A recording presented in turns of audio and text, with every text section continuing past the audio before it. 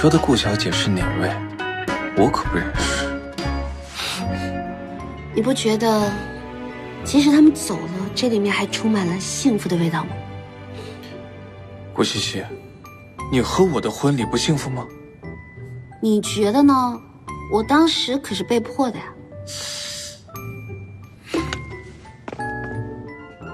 你不介意当我的舞伴吧？我可不跟你跳舞啊！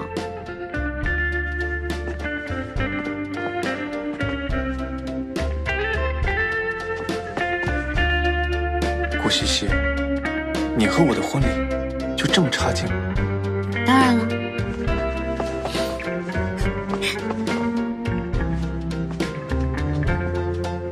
那我再给你一次机会，你是否愿意嫁给你面前的这位男人？无论他贫穷还是富有，无论他疾病还是健康。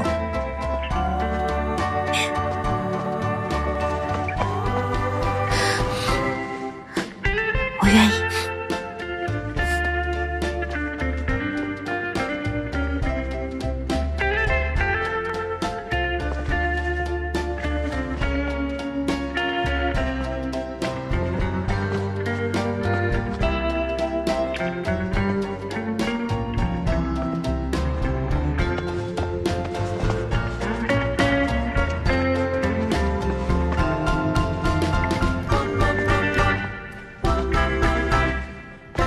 那尹思辰先生，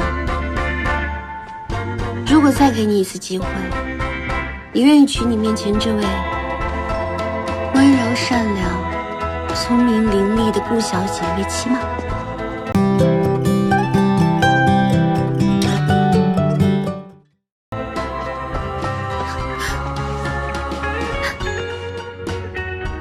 你说的顾小姐是哪位？我可不认识。顾西西，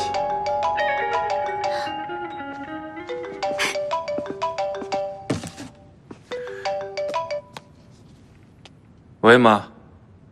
我要回来了。什么？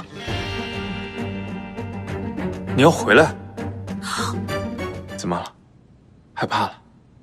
我才没有害怕呢，我只是没见过他。他又不是什么洪水猛兽。再说了，出什么事儿，有我挡在你前面呢。他是什么样的人啊？小时候他对我特别严格，不允许我犯一点点的错误，喜欢按照他自己喜欢的方式来安排我的一切，控制欲比较强。但是他还是很爱我的，所以放心。他爱你，他又不爱我。有我在呢，我会一直陪着你。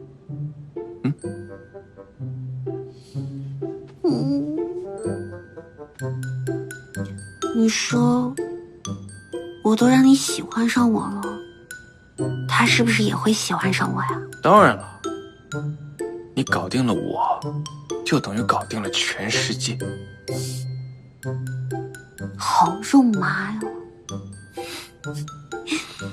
放心。